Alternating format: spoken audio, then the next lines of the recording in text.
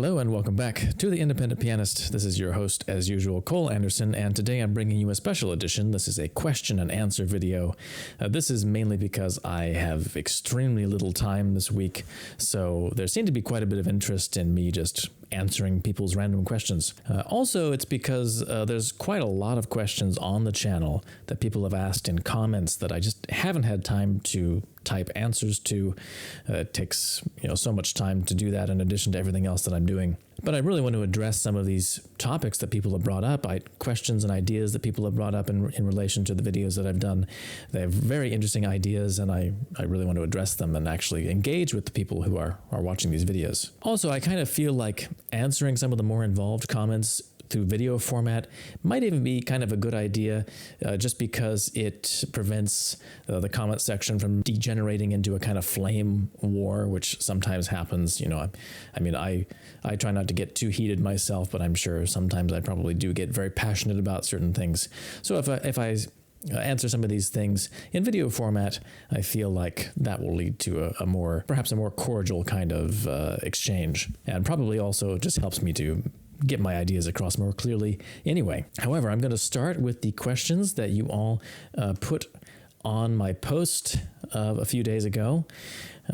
Yes, I'm going to go pretty much in order, the order of posting, so I thought that'd be fair. Also, don't be thrown off if I suddenly look different in the middle of this video. This is Wednesday night I'm recording this, and I only have about probably 10 minutes that I can actually record right now, so I'm going to record the rest of the questions tomorrow at some point and then put the video together.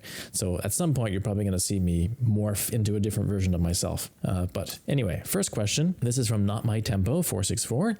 Will you cover Liszt's Dante Sonata? Yes. That's a very easy question to answer. Yes, although there's some other large-scale works I'm probably going to do first, including the B minor Ballade and the B minor Sonata. But Dante Sonata is definitely up there. It's one of my favorite works of all time, definitely. Okay, here's from David Carillo. What inspired you to play piano? Oh, this is a great one. Actually, I started playing piano when I was pretty young. I was about 6 years old, and I'd already started playing violin the year before. I loved violin, and I played violin actually till I was about 12 or 13, and I still love the sound of the violin in general. I initially got into playing the piano because my brother played the piano. He still plays the piano. He's not necessarily a professional pianist per se, although he is a composer and a musician, excellent musician. And by the way, check out my latest video where I showcase a transcription of one of his pieces. So do check that out. It hasn't gotten as many views as I was hoping, but anyway, that's some of his music, which is really beautiful. Yeah, so initially I was just imitating my brother playing the piano, and then I was not very serious about piano for many years. I practiced more or less, I was kind of lazy, really. When I was 12 or 13, I stumbled across a recording of Vladimir Horowitz playing the Beethoven Moonlight, Waldstein, and Appassionata sonatas. I still remember vividly. It has a blue cover. It's from the Masterwork series on Sony, and I got absolutely captivated by that. By all of the pieces, absolutely captivated me, and that really got me onto this path of getting really interested in piano music and other classical music. So since then, I've never looked back, and I decided shortly after that the piano was going to be my life. Okay, here's a very good one from Kevin Mcelhaney. I hope I said that correctly, but Kevin is a long-standing supporter of the channel, and we have talked over email as well. So thank you for the questions, Kevin. You gave me quite a few very thoughtful ones. His first one is, how do you conceive of and put together a recital program? And this is a fantastic question. This is a very interesting one as well. So there's a couple different sides to it. First off, I pick pieces that I just really feel excited about and that I really want to play. And that's the first and most important thing. There are some kind of boring guidelines that I've figured out over the years. So, for example, I try to cap my programs at 80 minutes of music, max, if I can possibly time it accurately. For me, I usually actually aim for a little less music because I talk so much during my performances, so maybe 70 minutes or 75 minutes at the most. And that's with a with an intermission. I have experimented with shorter concerts as well. From a certain perspective, I almost feel like a 60-minute program with no intermission is more gripping. Although in that case, you kind of miss out on some music, and I miss out on having a little rest period. But yeah, so I've been experimenting with different formats. When it comes to what I actually put on the program, there are some guidelines I have in mind. Generally, I try to avoid the kind of historical survey program where you start with a Scarlatti sonata or a Bach prelude and fugue, and then you go on to a Beethoven sonata and then some big romantic work. I try to avoid that. I try to go for interesting programs, oftentimes ones that have some kind of a theme to them. I don't necessarily want to be too didactic, but it can be good if there's some kind of a through line, or if the compositions kind of complement one another in some way. As long as there's some kind of through line and mood, that's what I'm usually looking for. And that might be something like dark to light, or the reverse, or it could be something a little bit more subtle. It could be more like lyrical to impassioned, or what have you. But I usually try to think of some kind of underlying dramatic spearhead that's leading to the end of the program. So kind of feeling like all the pieces kind of make up this one dramatic experience, almost like a little opera or something like that I'm the star of. So that's one idea. Within that, you want to have plenty of variety, and I think not just of mood, but also of tonality. And you want to have plenty of things that are exciting and powerful, of course, but you also want to have plenty of music which is lyrical and understated. And where you put this music on the program is also very important. So I try to always start with something hypnotic, something which will kind of draw people in and make them interested in what's going to happen next. And usually if there's an intermission, I'll try to end with something that makes people excited to come back for the next half. So something with a bit of flair to it, usually.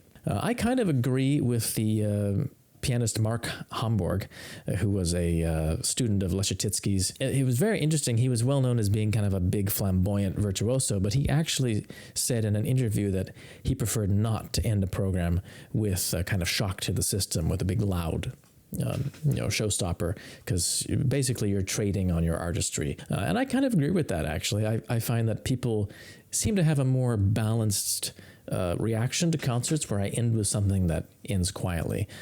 So things like the Liszt Sonata, Beethoven 111, Ravel's Miroir, those have all been favorite kind of clinchers, because I oftentimes like to end with a very substantial work that has this kind of poetic ending.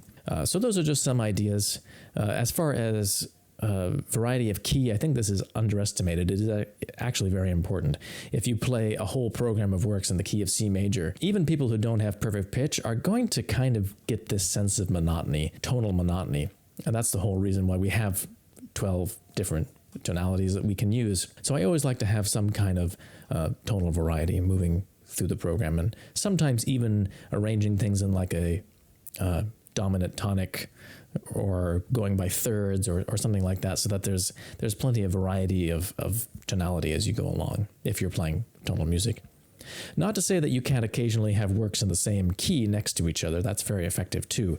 For example, having the Chopin C minor prelude before the C minor nocturne, that's a great idea, which actually I have never seen anyone do this, but supposedly his students did this back in the 19th century. And that things like that can be really interesting. So that's a very long answer, because there's so much to say about this. So maybe I'll make another video about how to put together a recital program later, but that's my first answer. Another one from Kevin. What other genres of music besides classical do you enjoy, and why? This is a great question. I've always been firmly of the opinion that music is music, and that it doesn't matter if you call it classical or popular or folk or world or whatever you call it. Music is music, and the basic techniques that we use to create music are the same, no matter what. Also, a lot of music that's now considered to be classical at one point was really popular music. Take Mozart's Magic Flute, for example. This was very much a popular work, designed for lower class audiences, but it also works for the connoisseurs as well, as many of Mozart's works do. And I think that's oftentimes kind of something that was an interplay. I mean, most composers were writing music that they wanted to have be popular, that they wanted to make a living off of. At the same time, they wanted to appeal to connoisseurs oftentimes and to those people who were more knowledgeable about music. So, long story short, I do enjoy other genres of music. If I had to choose my favorite genres, it's tough. It's more like there are favorite artists that I really enjoy. Like, I really like Billy Joel.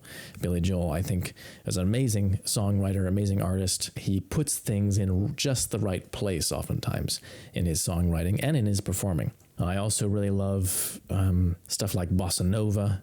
I really love a lot of Tom Jobim's music. You might have noticed that I'm kind of an understated and quiet kind of person. Maybe you've noticed that. I don't know. I tend towards the poetic in music that I like oftentimes. So music like that really appeals to me. I feel like if I had not been a classical pianist, I probably would have been playing bossa nova and stuff like that, probably. And actually, I do like to dabble in popular music on the side. I don't say that I'm necessarily good at it, but I do like to play things. I make up little arrangements and things of pop tunes and things that I like. Yeah, so that's by no means the only stuff that I enjoy. I get quite fascinated by a lot of world music, and I'm always interested in new music from other cultures. I find that really, really fascinating. Some of the music you can hear. I remember getting really fascinated by Javanese gamelan, actually, for a while. That was partly related to me playing Debussy's Estampe, but then I got really just sucked into the music itself.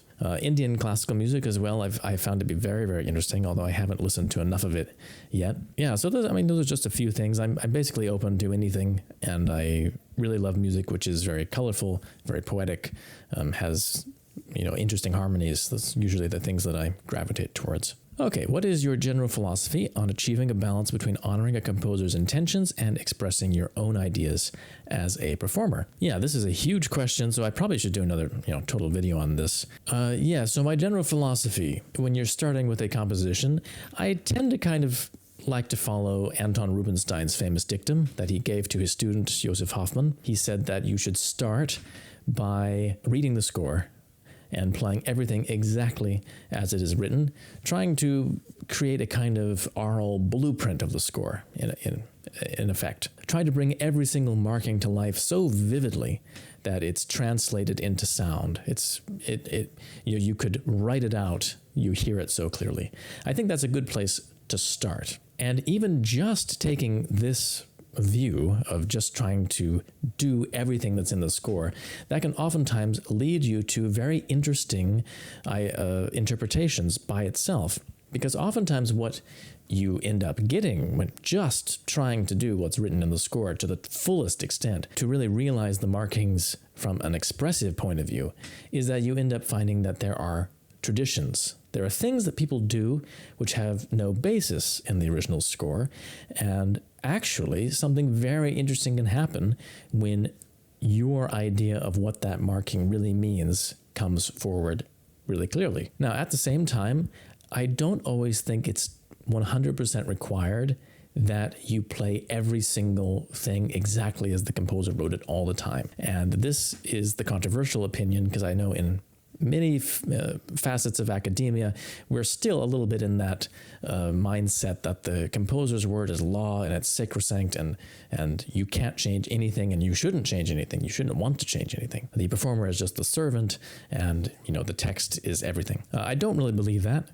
Mainly because of the experiences I've had listening to great composers play their own works, and also my own experience of playing my own compositions, which are much more humble.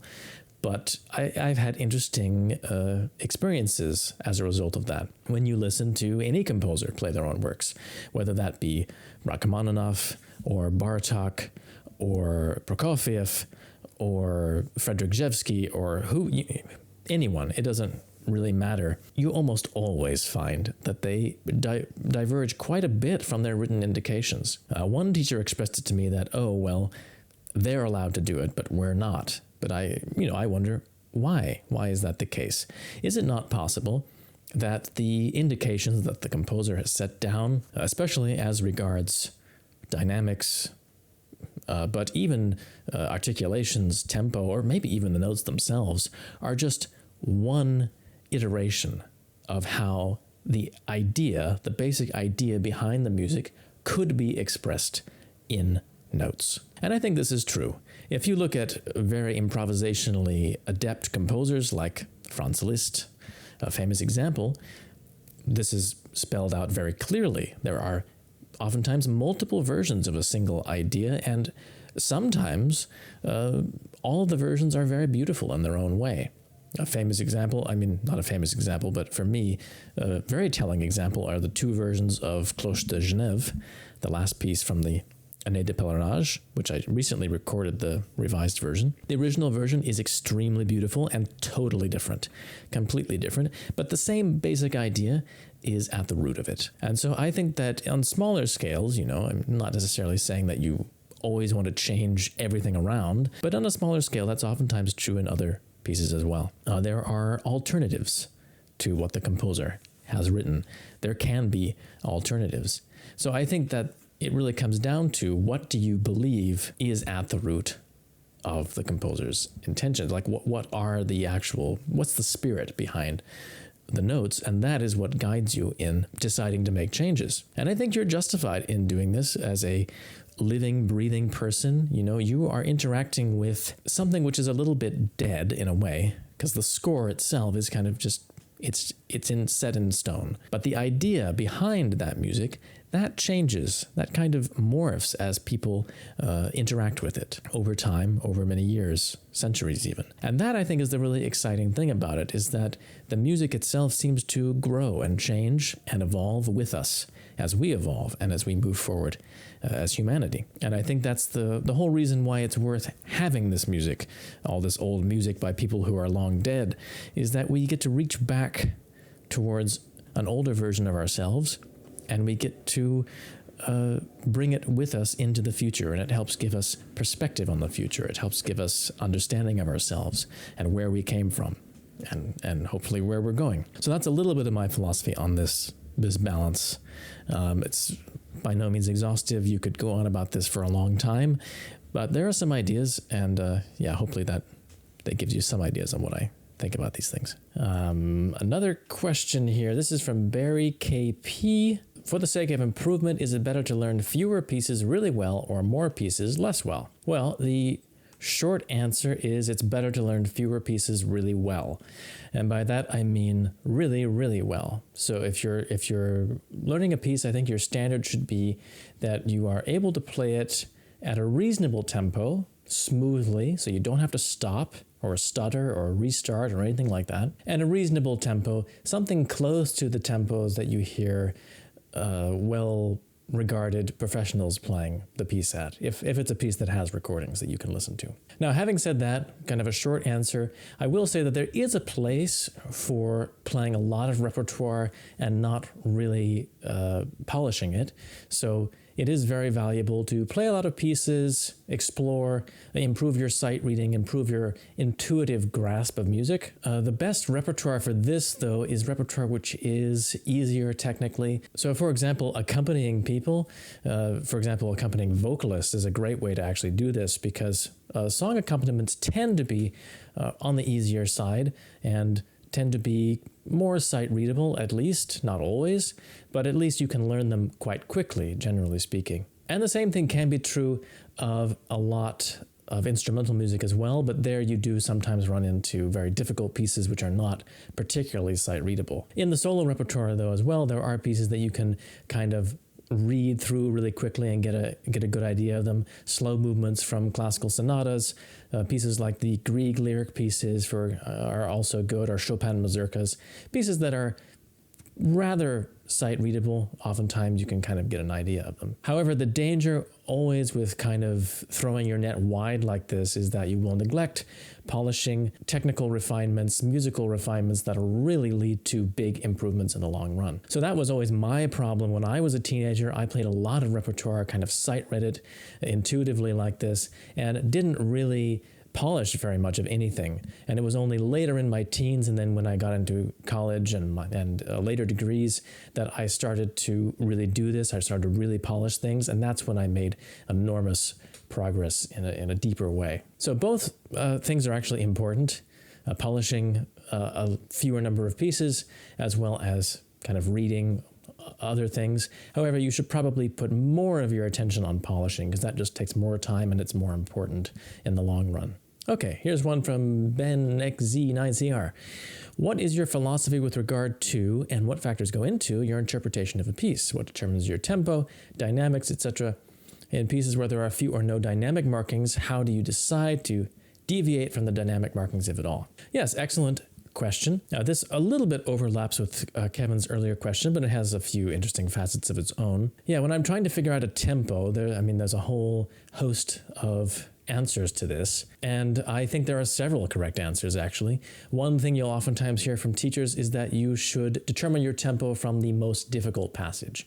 How fast can you play the most difficult passage in a piece? And that should determine your tempo, and that's definitely a good way to go about it. Another thing that I always find to be very helpful for finding the right tempo is to sing the music. I oftentimes find that I just slip right into the most natural tempo if I just try singing the opening melody, whatever that opening melody may be. And actually, I can't go too in-depth about this within the time constraints of this video, but there's a fascinating article by Richard Wagner in which he talks about how to determine a tempo. He talks about the melos and kind of the innate characteristics of a certain melody and finding what that innate nature of that melody is. That's some more kind of philosophical stuff. It's from his article on conducting, which I think is a really inspiring piece of musical philosophy, and I really recommend it to everyone. You know, Wagner did have some great ideas, at least when he kept himself to music. Yeah, and so in pieces where there are few or no dynamic markings, how do you decide to, how do you create your own dynamic markings? How do you deviate from the ones on the page? Again, there's no set answer for this. Some of it can come from your own natural feeling for what makes an interesting shaping. Again, I go back to singing for this. I feel like singing is the most natural way to determine what the natural kinds of swells and falls are for a melody. So that's usually my fallback when I'm playing something with no dynamic markings. You also have to always make the decision, are you going to do something that's more terraced, with more sudden shifts of dynamics, or are you going to have something which is more gradual, with crescendi, diminuendi, and so forth? All right, next question from user IU2UQ4ZU9V. How important do you think learning to improvise is as a classical musician? This is a really loaded question. I guess from my perspective, I think that improvising is essential, really, to being a well-rounded musician. I think that really we should be able to play our own music, compose our own music, improvise our own music, and play others' music. And that really makes us fully well-rounded. Now, having said that, I don't necessarily think it's necessary to improvise at a superlative level. I think that it's okay to have one particular skill which you specialize in. So I really specialize in performing other people's compositions, at least for the time being. Others might specialize more in composing, or playing their own compositions and composing, or whatever, or improvising. That's okay. Or if you want to really do everything, that's also possible. Of course, the more time you spend on one thing, the less you'll have for all the others. So you just have to decide how you want to balance things. But I think that it's at least essential to be able to do it, to try doing it, even if it's just for yourself, even if it seems very stupid and very stumbling. I think just the experience of improvising a little bit, just for fun, always loosens you up and gives you ideas and will aid your playing in the long run, whatever you're doing. So yes, even if you're an orchestral musician who never has to improvise as a part of their everyday life as a working musician, I still think it'd be helpful to do a little bit of it, and composing as well. All right, now we have a very long one from Hi26ZZZ. It's unanimously agreed upon that the intention of the performer is to recreate as best as possible the music as envisioned by the composer, faithfully adhering to the score. My question is, why exactly is this? And could it be that we are imposing too many limitations on ourselves? And this commenter goes on to talk about composers playing their compositions differently and being tolerant of fresh interpretations. The same question extends to certain stylistic constraints, early versus late Beethoven, performance practices of Bach, would Beethoven have played his early sonatas in his final years? How would Bach play on the forte piano? On that note, are Urtext editions really that important? Yeah, no, it's not an ignorant question. It's a very, very important question, actually. And yes, Nirajazi, that would definitely be, I could see why being interested in Nirajazi would bring this up as well. Well, I guess first of all, I would dispute the basis of this question, that it is unanimously agreed upon that the intention of the performer is to be a faithful executant, to recreate. I think that certainly is true in certain areas, but even in areas where this viewpoint is very widespread, such as academia, I think there are just as many people who are quite open to deviating from a printed score. I know that was the case with one of my teachers, my master's and doctoral teacher, Arthur Green. He was quite open to deferring interpretations from what was exactly written in the score. And I've certainly run into people like that in academia and in other places. So I think it's a little bit more varied out there than you might imagine. It's true that there is a very strong kind of almost puritanical stream in the professional musical world that does hold that this is how it should be done. So as to why this is the case, I think this can really be traced to the whole idea of a classical canon in the first place. You know, this whole idea that there was kind of this body of work which was going to be saved and played again and again across the generations really only came into vogue in the 19th century, in the mid to late 19th century, and it coincidentally coincided with the gradual extinction of improvisation in Western concert performance and with the separation between composers and performers. So I think that there's a little bit of this kind of idea of veneration, that that this music is somehow special or different from other music that we look to, that we play it again and again, that it has lived beyond the life of the original composer. And obviously this music is special, or it wouldn't have lasted this long and it wouldn't have this fascination for us, but I think that probably we exaggerate this beyond reasonable bounds when we make this kind of quasi-religious, almost moral imperative that we obey the printed score to exactly the letter. I think it's worth remembering that all these musicians were people, really. They were people just like you and me, and they had good days and bad days, and they were just working at trying to write music. And really, we should look at it that way, as fellow musicians, fellow composers. I don't think we have to put these people on the pedestal that we do quite so often and make them so much different from ourselves. So yes, I do agree. I think we do sometimes place too many limitations on ourselves, and that it's stultifying when we do that. Absolutely, your point about composers is and playing their own compositions is very well taken. So are Urtext editions really that important? Yes and no. I mean, on the one hand, I think it is really good to have editions out there where you can see exactly what the composer wrote. That's really useful, because then you get a kind of a clean starting point where you can kind of have your own ideas in tandem with the composer. On the other hand, I've spoken at great length about how important I think performing editions are as well, and free editions where the editor takes many liberties. I think the two can really exist side by side. Of course, there is the whole question of how real the whole notion of an urtext really is.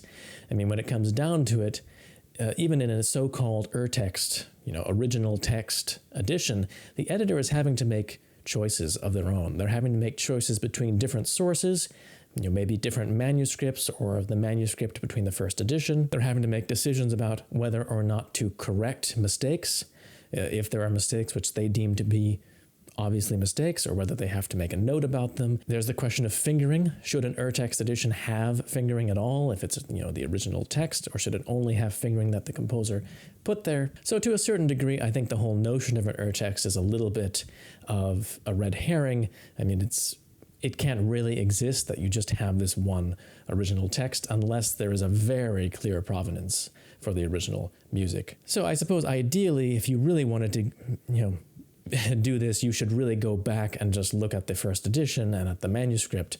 But since those things are not always easily accessible, even on the internet, it's not always easy to find first editions and manuscripts available, although many of them are available on IMSLP. But that's a very difficult thing to do. Sometimes they're hard to read and so forth. So I do think it is useful that there are urtext editions out there, but we shouldn't necessarily be slaves to them. And I think it's fine to use performing editions in tandem as well. Who are some of your favorite contemporary or hidden gem composers? Also, any underrated, unknown pieces that you personally love? That's a very interesting question.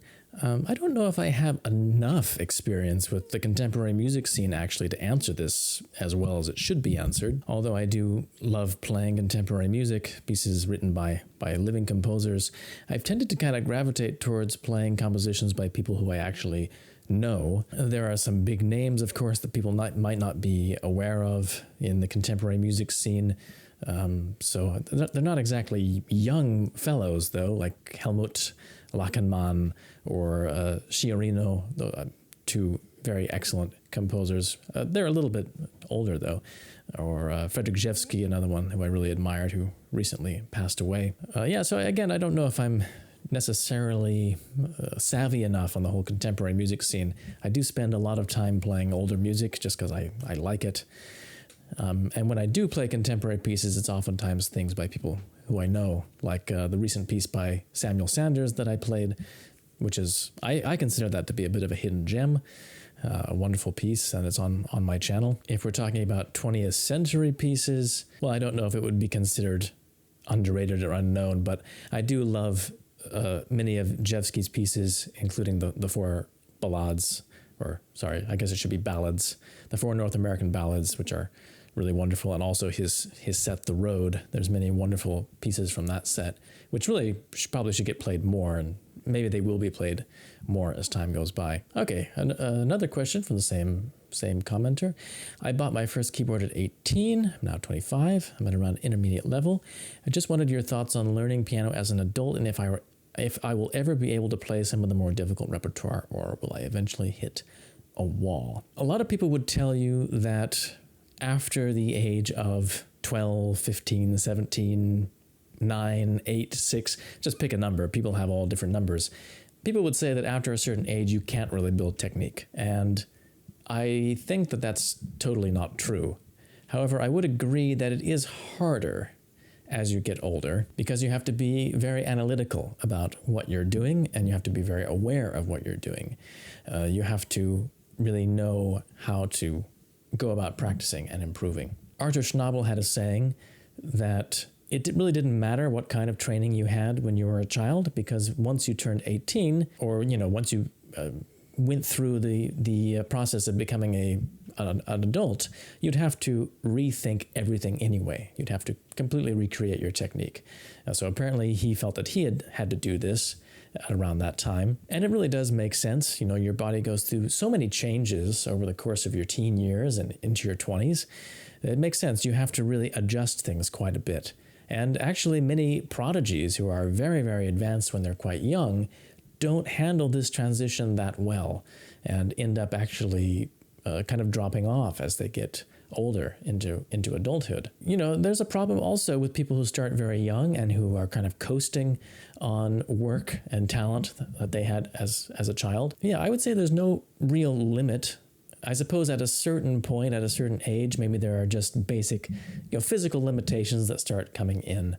But that's really just as a result of aging. And that has to do also with what kind of state you're in as you age. One person at the age of 65 is going to be very different from another, and their progress might be also similarly different. So I would say there's no limit necessarily, but it does depend on how motivated you are, how organized you are, how much you practice, how well you practice. So I'd just like to leave you with one more thought about this. It's just worth remembering that there are many beautiful pieces in the piano repertoire which are not at the highest level of difficulty. They're well worth playing, and they are very rewarding. And just playing those pieces can be a wonderful experience in and of itself. So I always encourage people to of course, try to expand your technique as much as you can. Try to play all the pieces you want to play, but just keep in mind that you don't necessarily have to swallow the elephant whole. You don't have to play the hardest pieces in the repertoire to enjoy playing the piano. There are many paths you can take through this wonderful garden of music that we have. Okay, I better speed up here because this video has been going on for quite some time. Okay, from ScladingMango says, what are some practicing tips to get the most out of your practice? Do whatever you need to do to keep yourself at maximum focus at all times when you're practicing. So whatever that may be, it may be that you need to practice hands separately, or that you need to practice in very small sections. It's definitely advisable to avoid over-repetition of one particular thing. As soon as you notice that your brain is getting fuzzy, that you're not focusing as well, you should change your tack, do something different, adapt to keep yourself at maximum focus. Maybe you need to have breaks in your practicing time to be really focused, or maybe you work best when you just go all in one long session. It's really different for everyone, and you have to find what it is that works for you that keeps you really mentally alert. And I think that's the most important thing. Practicing really happens in your brain. It has actually pretty little to do with your fingers and hands. Okay, Dalong says, classical music audiences have been shrinking over the past few decades. Should we be concerned? What should we do to resuscitate interest?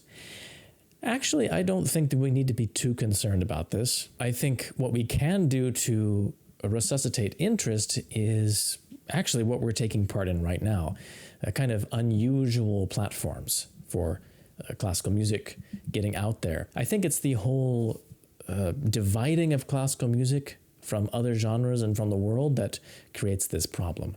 It's really only in the establishment that this problem is really the case.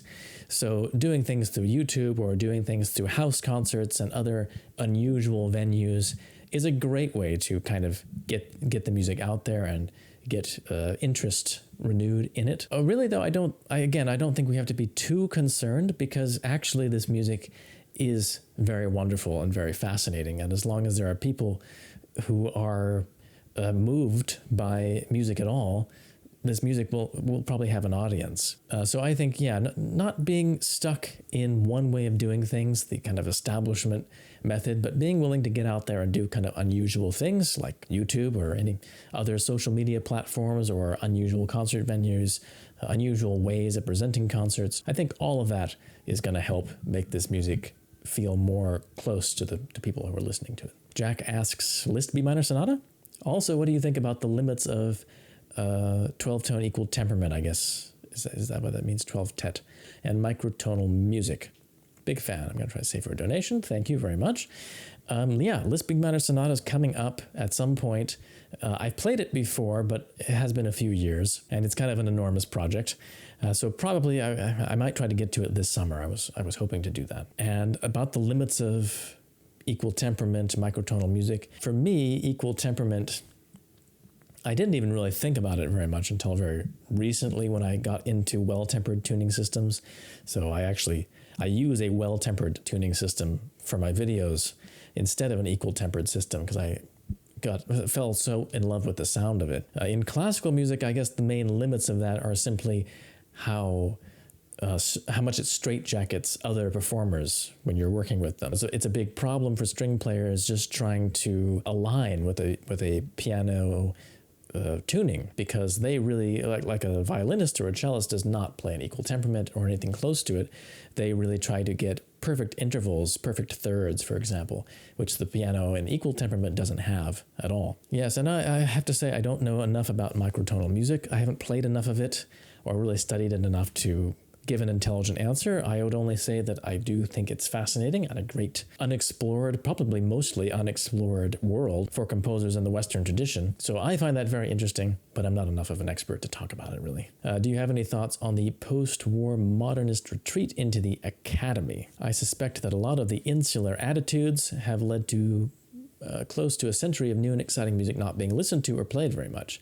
But I feel there are a good amount of modernist works, Carter's Piano Sonata or Sciarrino's Fourth Piano Sonata, that if someone like Lang Lang or Yu Zhou Wang played it in their concerts could be as exciting and reach lay people as much as a Horowitz transcription. I don't get the idea, though, that there is much push to get much new music out there in more accessible settings, though. Would be interested to hear your thoughts. I don't know if I can comment intelligently on the post-war modernist retreat into the academy, but I would certainly say that I have encountered plenty of insular attitudes when it comes to new and quote-unquote exciting music. I mean, not everyone finds new music exciting. I do. I happen to agree with you. And I do feel like works like the ones you mentioned are quite capable of being appreciated by lay people. Is it as easy to reach people with music like that as it is with a Horowitz transcription? Probably not, actually. I think that it does ask something of the listeners, which a Horowitz transcription does not ask when you play a piece like that, simply because pieces like even a piece like the Carter Piano Sonata, which is quite accessible among Carter's compositions as a whole, still is going to require repeat listens from an audience member. It's going to require a little bit of investment in time. I feel like music which is more obviously tonal or which follows more standard systems like that, which are perhaps easier for our brains to pick apart on a first listen, are always going to be a little bit more successful with a general audience. But you're probably right that there's not much of a push, especially from the establishment, academia, and so forth, to get new music out there. Maybe it's a little bit unfair. I mean, all universities that I've been at have had some kind of contemporary music program, and they're usually very active in trying to get this music listened to and to perform for people. But it's true, it's on a much more limited scale. Yeah, it would be quite interesting to hear Lang Lang or Yu Zhou Wang play those pieces. I mean, in their defense, Yu Zhou Wang, I think, did play the Corigliano fantasy. Right, isn't there that fantasy by John Corigliano for the left hand or something? Very, very wonderful work. I think she made a recording of it or something like that. So maybe they have been, to a certain degree, they have been trying to get this music out and to play more interesting things like that. Perhaps the best solution is really to use venues like this, like YouTube or other social media platforms to really talk about this music and try to make it digestible. For example, taking smaller clips from longer pieces that are very, very interesting and putting them out in short form, for example, in shorts, YouTube shorts, that could be a very good way to get many people listening to some of these pieces, because it's much less imposing than a long 30-minute, 40-minute work. If you hear just a little bit of it that's very, very interesting, that might get people intrigued and suck them into actually listening to the whole thing and starting to like this music. Even people who are not performers could probably help with this through social media platforms and just expressing their passion for things like this. Oh, and I had one more comment, actually. This is the last one. This is a question about guitar arrangements, and the commenter just asks, what do I think about guitar arrangements, transcriptions of works written for the piano, particularly when those arrangements start to overshadow the piano originals in relative popularity? And the commenter mentions Granados' Valses Poéticos, Albéniz' Leyenda, Asturias, and so forth. Yeah, that's a very interesting question, and one that I surprisingly actually know quite a bit about, because my mother is a classical guitarist, and so she plays transcriptions of piano pieces from time to time, and we've kind of talked about that, and I've heard many of those transcriptions. I think that there's actually a good deal of merit. I mean, I'm always kind of in favor of transcriptions as a general rule. It's true that they can vary widely in their effectiveness, but I think that in the case of things like Granados, particularly of something like Asturias, Leyenda, that's a piece where Albéniz was really trying to imitate the sound of the guitar. So it actually makes a lot of sense to play it on the guitar. And I have to say, I think it probably sounds better actually on the guitar than on the piano. Even when you hear someone wonderful play it like De La Rocha, it really does work a little better on the guitar. Now, it's true with other pieces. I don't know, there are transcriptions of Chopin waltzes and nocturnes and things like that for the guitar. And then it's a little bit more of a stretch, perhaps. because it's just, it seems to me sometimes to be so unnatural for the way the guitar is set up that the performers sometimes have to kind of bend over backwards to kind of fit everything together. But sometimes they do it very, very artistically and very imaginatively. Yes, I understand being a little bit uncomfortable about how much of the guitar's standard repertoire is not native to the instrument. My understanding is that there is a good deal of music, particularly more recent music, which actually is written especially for the guitar, but it's probably necessary to really dig that out and find it. A lot of it's very, very obscure. But I don't think you really have to be ashamed of transcribing things.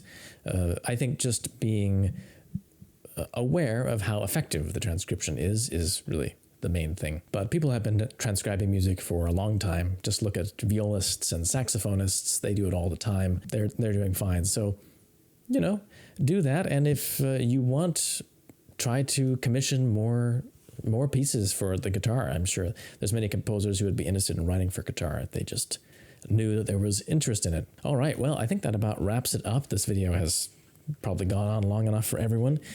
So thank you very much for watching, and I really enjoyed answering your questions. I'm going to do a follow-up video actually at some point because I did have some comments on other videos that I also wanted to address. But until then, I think I'll wrap it up for now since this is turning out to be a very long video. Yes, I do have this couple of concerts this weekend that are going to be taking up a lot of my time, so this really helped me to streamline my days. So in the meantime, just take care, keep practicing. If you have more questions, please feel free to comment. I might start doing this either separate Q&A videos, or I might put a little Q&A section in my regular videos as well. So just to kind of streamline the whole thing of answering comments and so forth. All right, thank you, take care, and see you next week.